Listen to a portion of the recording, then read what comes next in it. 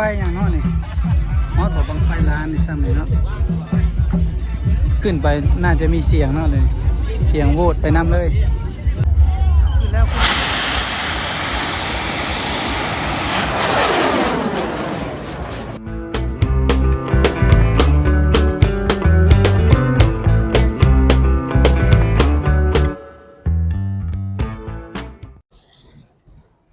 เอาสบายดีพ่อแม่พี่น้องเบิร์ดสุขคนเนาะ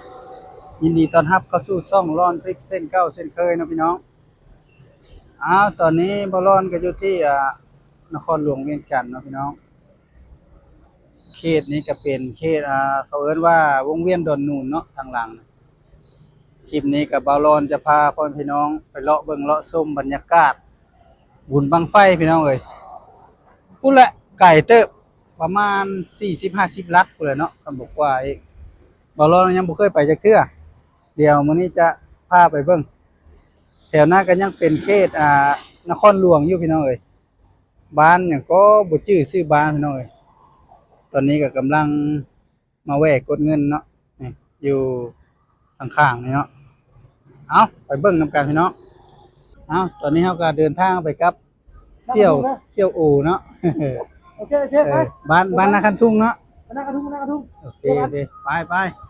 บ้านนาคันทุ่งพี่น้องชื่อบ้านสิแปลกๆหน่อยนึงเนาะไปเบิ่งนำกันตอนนี้เราก็เริ่มออกจากวงเวียนดอนนูนเนาะมุ่งหน้าไปพุ่นละไปทางแขวงเวียงจันทน์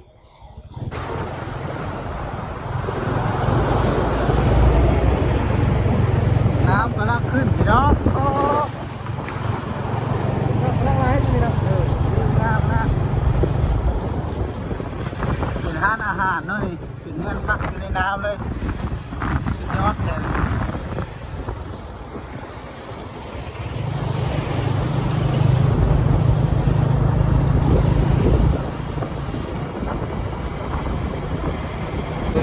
งานใหญ่เลย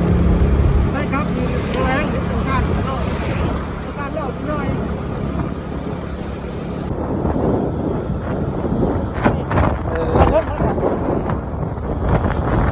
แล้วก็รับเพื่อนขายแล้วนี่โอ้เดี๋ยวนี้ปลาข้าวหลามลายเนาะเดี๋ยวขายมากกันหลายห้านตึ๊บเดี๋ยวเปลี่ยนทางนี่แม่นเพื่อนเนาะห้านปลาข้าวหลามไม่เป็นไรเลยเป็นช่วงเดียวเลยนะแต่มองอื่นไม่ได้ไม่ได้มองเลย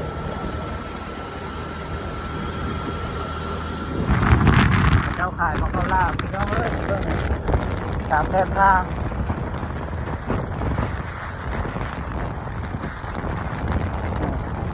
หรือว่าเป็นอาหารแบบว่าเขาเอิ้นเนี่ยเป็นอาหารพื้นเมืองผมอย่างนี้นะคล้ายๆกับว่าเขาไปเซโน่แล้วเขาซื้อปิ้งไก่เนาะมาเวียงจันทน์มานครหลวงก็ซื้อข้าวจี้สไตล์แบบนี้เนาะนี่แถวนี้ก็จะเป็นบางข้าวหลามบนแน่ใจว่าแถวนี้เป็นเมืองอย่างนะพี่น้องเนี่ยขายมากไม้อย่างกระลายเป็นเงี้ยนะอยู่พุทธอยู่แถวนาชายแดนสวรรค์หนทางเข้าเลยพี่น้องจักลักว่ากินนี่ลืมล่ะ10 ปลายลักเนาะ18บ่นี่เขากระสีเลี้ยวเขานี่เนาะนี่ทางเข้ากูยุ่งไปเลยตายไปก่อนนี่เขาจะเอาบังไฟไปจูดอยู่นี่โอ้สุดยอดเลยขี่ไปไกลเลยโอ้บังใหญ่นะบ้านนานกทุ่งนะครับบ้านหน้ากระทุ่งเนาะ ATM ก่อน GPX เดี๋ยวมั้งคืออะไรอันนี้น่าจะคุ้มอันนี้หน้านกคุ้มเนาะบรรยากาศในบ้านนี่พี่น้องเบื้องนี่มีงานได้นี่เนาะน่าจะเป็นงานดอก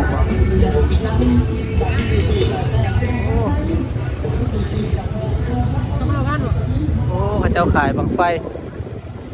ตลาดเนาะแถวนี้เนาะ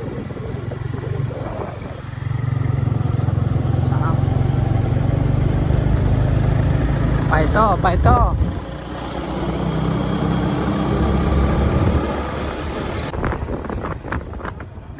พี่น้องเบิ่งบังไฟง่ายนี่โอ้นี่โอ้รถ6 ล้อแก่เลยเนาะบังไฟล้านบ่ซ้ำนี่เนาะ ลาดแล้ว ผู้ใดฮู้นี่บอกหน่อยเด้อพี่น้องคอมเมนต์มานี่ง่ายดินี่ทางเอาเข้าไปก็จะเป็นทางแดงผู้แหละเนาะแถวตีนผู้แหละนี่เส้นทางก็ประมาณนี้แหละครับบ่ได้คุมลายไปไหนไปได้อยู่เนาะไปได้สบายอยู่คนไปหลายนะเนาะคนกำลังลูไปเลยเดี๋ยวนี้นี่ใครแน่แต่ฝุ่นโบราณไปได้เพราะว่าฝนตกหางกระเซ้าเนาะฝนตกเมื่อคืนนี้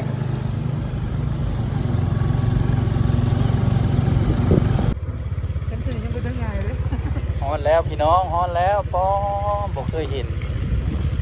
คุ้นตาเนาะบ่เคยมาแบบนี้บ่เคยมาเบิ่งสถานที่แบบนี้เนาะถือว่าสุดยอดเลยมีน้ำจกอีกพี่น้องนี่โอ้ยามฝนคือสิคักเนาะนี่ค่อยๆเด้อเป็นตาดโอ้ข้าเจ้าอาบน้ำไปทางเทิงมีตู้พี่น้องทางเทิงนี่ดี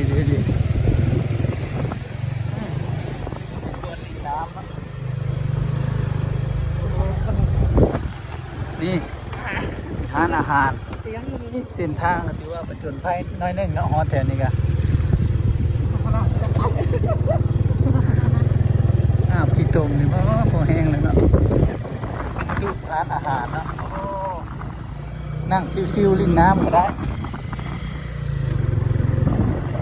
โอ้ยระยะสูงค่ะยิ้มแน่ผู้สาวยิ้มแน่โอ้ผู้สาวยิ้มใส่แล้วเนี่ยเขายิ้มเขาจะยิ้มพี่น้องเอ้ยนี่เบิ่งเรามา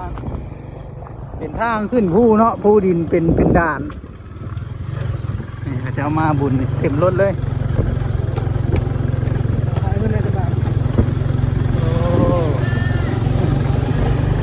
นี่ขึ้นคอยอย่างเดียว สู้รถไฟบดีเลยระวังพี่น้องสู้ค่ะโอ้บางคนเขาจะจอดไว้แถวนี้เนาะเขาจะบุกขึ้นไปสิ่งทางประจนภัยหน่อยนึง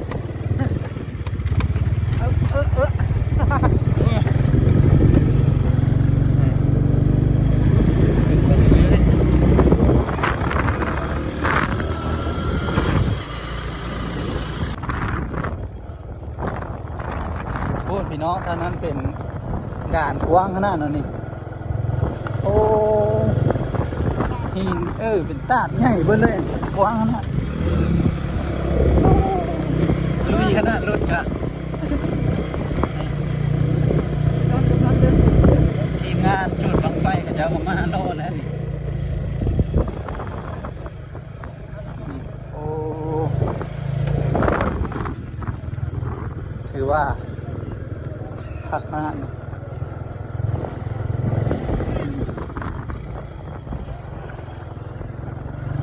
ย่างขึ้นทางนี้ก็ได้เนี่ยส่วนใหญ่เขาจะจอดรถไว้ทางลุ่มนะ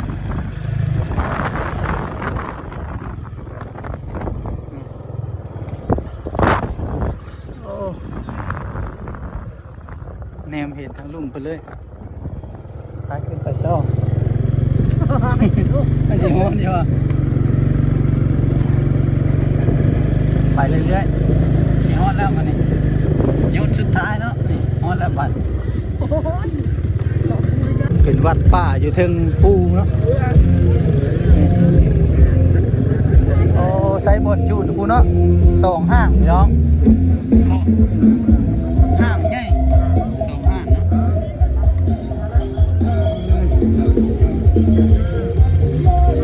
โอ้สิขึ้นแล้ว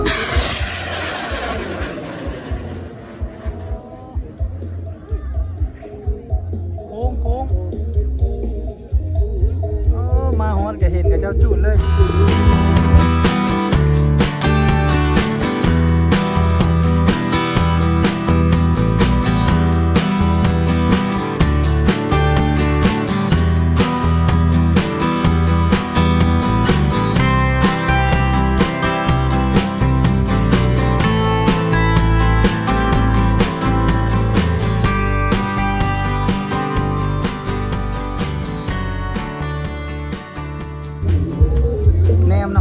เนาะ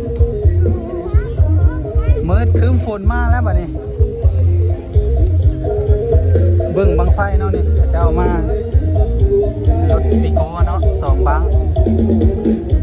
โอ้นี่บรรยากาศถือว่าคักขนาดพี่น้องมาแต่หลายบ่อนเนาะเอาพี่น้องมาเบิ่งบังไฟกับเจ้าเขี่ยมขึ้นจูดนี่เนาะบังใหญ่นะมาเบิ่งนำกันนะเป็นบังอันนี้ไม้ไผ่เนาะปลายวันนี้เนาะนี่หลายบังเลย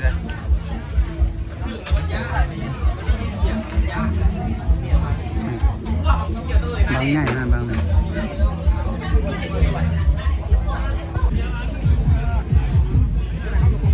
นี่เนาะพี่น้องทีมงานมาแต่หลายบ่อนหลายที่บรรยากาศทางหลังมันจะเปลี่ยนวิวเนาะคนหลายอยู่นะเดี๋ยวไปเบิ่งวิวทางหลังมาได้บนนึงมาเบิ่งวิวทางหลังเนาะโอ้ยทางนี้นี่เนี่ยเห็นไปเลยเนาะนี่เป็นดินด่านขี้หินเนาะนี่หินเบิดเลยแถวนี้นี่แนมเห็นแบบชุดสายตาเลยพี่น้องปูนเลาะทางคุณไปแนมเห็นกว้างขนาดแถวนี้โอ้มืดฝนก็มาแล้วบ้านี้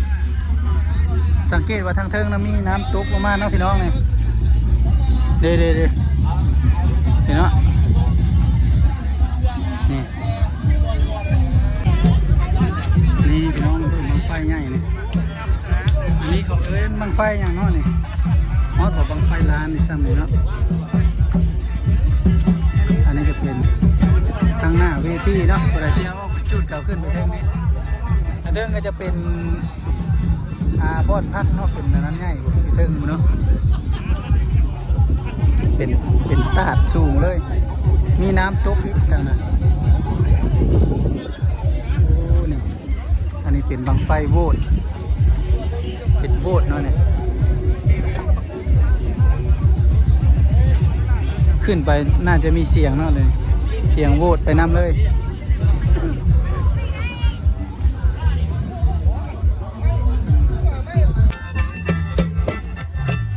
เอาเลาะเบิ่งทางหน้ากันเนาะพี่น้องมีบังใหญ่หลายบังอยู่นะเนี่ย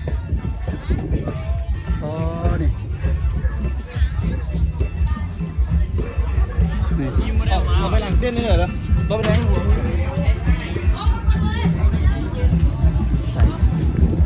่ายเลยเนาะ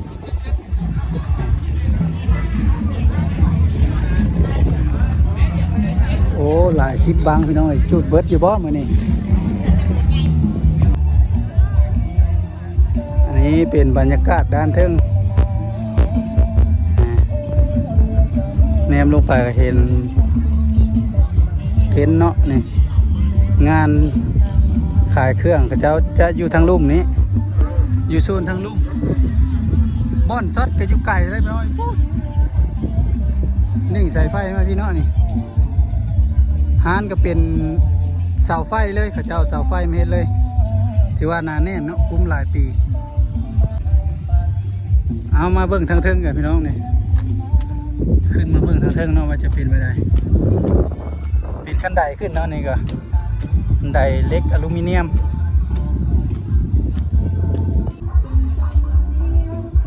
เอาพี่น้องขึ้นมาเทิงก็จะเป็นประมาณนี้เนาะบรรยากาศมีพระพุทธรูปโอ้เมื่อยพี่น้องเลย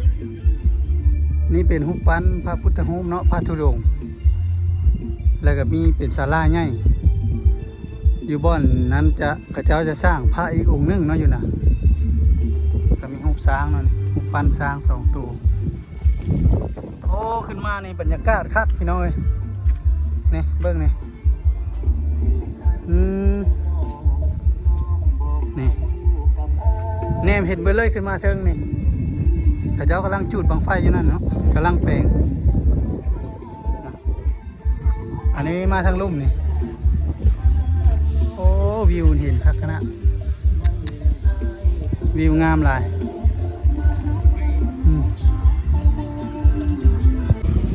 เกิดเหตุแล้วพี่น้องบังไฟแตกไส้กับเจ้าเนาะบอกว่าเจ็บซะใดคนเขาแล่นไปเบิ่งเลยโอ้โหแถวพูดแหละกูไพ่แล่นไปอยู่เนาะเดี๋ยวไปเบิ่งก่อน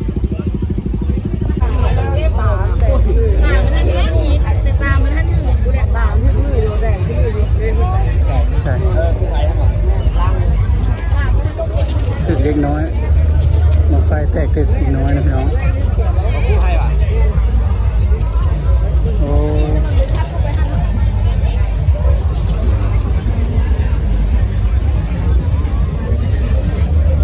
แตกตึกเล็กน้อยพี่น้องอยู่ในเวลากู้ภัยเขาเจ้ากำลังปฐมพยาบาลอยู่สายไฟขาด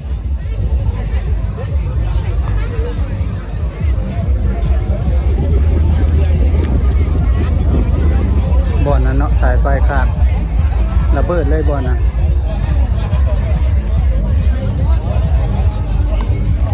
เป็นได้ได้โอ้ใหญ่นั่นบังพี่น้องเลยสองบังอันนี้บังไฟยังไงจากร้านนี่แสนโอ้บังไฟแสนพี่น้องคิดว่าใหญ่อยู่เอาถ้าเบิ้งบัดจูดนำกันพี่น้อง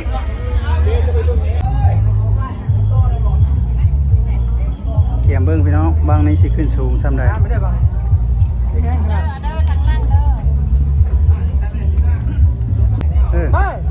ฟัน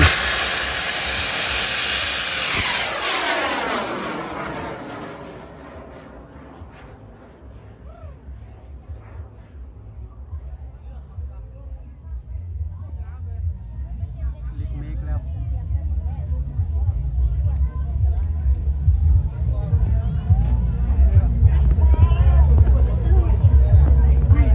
โวยเลย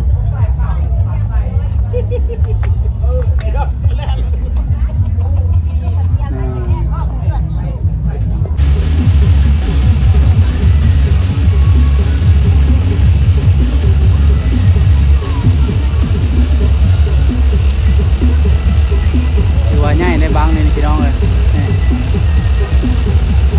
ทีมงานเขาเจ้านั่นน่ะกะเลาะมาเบิ่งทางนี้โอ้มีน้ำตกตากเองนั่นนี่ถ้าฝนตกมาน้ำหลายนี่ก็สิง่ามากเกินเฮ็ดบอกพี่น้องน้ำตกข้างหน้าพุ่นเนาะโอ้วิวดีว่ะนอนเลยแถวนี้อันนี้ยังเป็นเขตนครหลวงอยู่พี่น้องเลยเมืองไซธานีนครหลวงเวียงจันทน์เนาะบ้านนาคันทุ่งเนาะชื่อบ้านนี่ตอนนี้เป็นเวลาประมาณ1 โมงนี่แหละเนาะนี่เตรียมถ่ายรูปแล้วก็เตรียมจูดและบาทนี่เดี๋ยวมาเบิ่งนำกันพี่น้องว่าที่ขึ้นงามหรือว่าบางนี่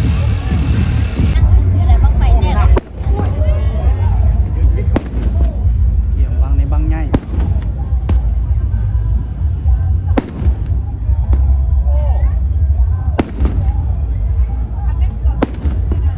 จูดปุ๊บก่อนเนาะ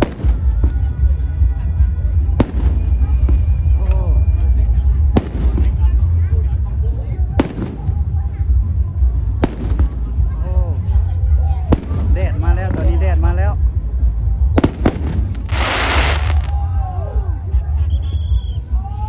เตรียมแล้วพี่น้องเตรียมเบิ้งขึ้นแล้ว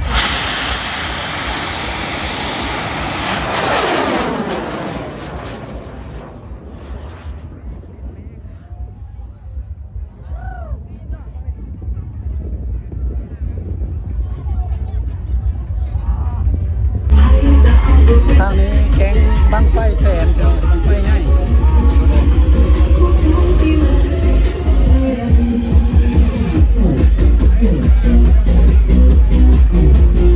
โอ้ชุดนี้สิวนาแน่นพี่น้องนี่บังไฟใหญ่กำลังเอาขึ้นห้างเนาะนี่ไป